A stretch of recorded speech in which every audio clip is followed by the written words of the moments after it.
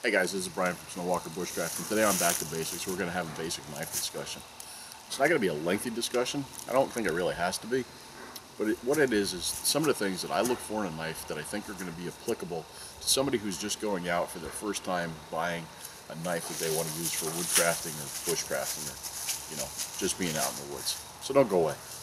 Alright guys, what I'm looking for in a knife, I have 6 characteristics or 6 things that I look for in a knife that apply to all my bushcrafting knives. Okay, I want to make sure that you understand that when you get a knife, and as long as it meets your criteria, right, and then you practice with the knife and you become familiar with it, it's not that hard to transition to a new knife if it has the same characteristics as the last one that you were using.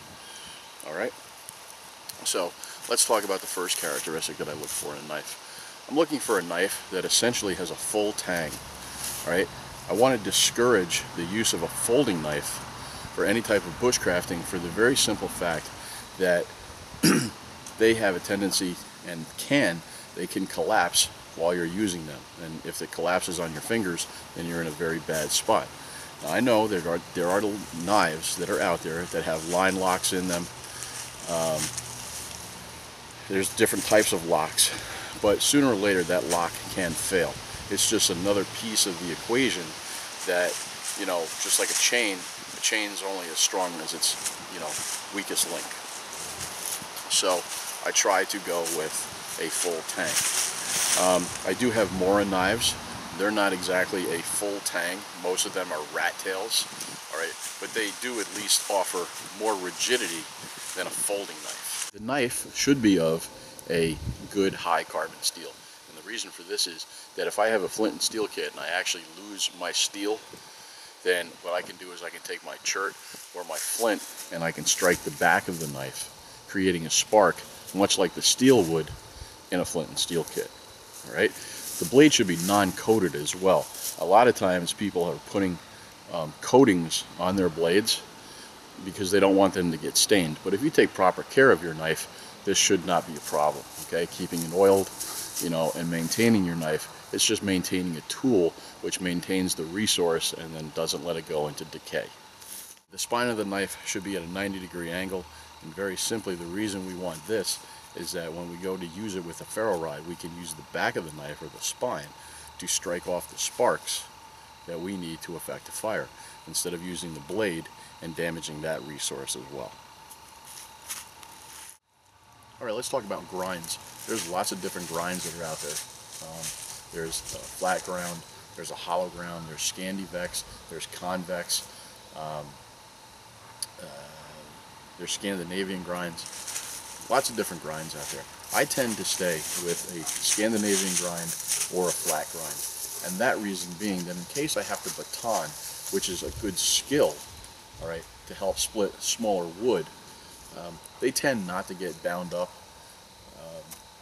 like a hollow ground knife. When you're batoning, and we'll go over this a little bit later, you shouldn't baton anything that's actually bigger than that big around, for the very simple reason that if you need to chop things and split things like that, go with a tool specific, or a task specific tool that's going to affect that for yourself, such as an axe or a hatchet. So, and that will go into when I talk about blade length. And in blade length, what I'm looking for is something that's 4.5 to 8 inches tops. And I try not to veer any more than that. If I have to go with something that's that much bigger to accomplish something, then again, like I said, I'm going to go with a task-specific tool. So we've talked about full tang, we've talked about high carbon steel. The spine should be at 90 degrees. The grind that I like the most is either a Scandi grind or a flat ground knife, and my length is 4.5 to 8 inches in length. And all my knives are in that realm. Okay? Let's talk about the last thing, and some things that people don't talk about, and that's the comfort of the knife. And what I mean by the comfort of the knife is very simply that how it feels in your hand. Okay, we're talking about the handle length, we're talking about the width of the handle, we're talking about the material that the handle is made from. okay, and the configuration that it's in. Does it have finger grooves? Is it smooth? Is it skinny at this end, wider at this end? You know, these are all things that you have to take into consideration. The reason why I say that is because if you have a knife that's uncomfortable in your hand, you're going to be apt less to use that tool, and you're going to be less apt to use it, to practice with it, to get familiar with it, so that you can use it properly. Okay, so let's take a look at these three knives. These three knives all contain the characteristics of which I'm looking for in the knife that's going to help me achieve my tasks that I want them to do for a one-tool option, right? This one's a little larger.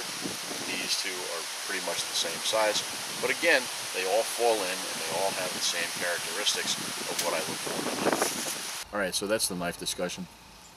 6 characteristics of a knife that I look for when I want to use it as a one-tool option for survival or for bushcraft. And all my knives fall into that general criteria. Okay, I do have some that are larger, I do have some that are smaller, but again, as long as they fall within that, then I become proficient with those knives as long as I use them and I practice with them. I think the knife that a person should get is the one that, number one, he can afford. Number two, the one that is the most comfortable for him. And then number three, it should complete the tasks that they put down, that they set forth in their kit mentality, or what they actually plan on using the knife for. So again, it's geared more towards somebody that's just breaking into this, as opposed to, you know, the people that have been out there. So it's more a review, I guess, for them than it is for the newer guys. So anyway, this is Brian from Snowwalker Bushcraft. I thank you for your views and your comments, and until the next one, stay frosty.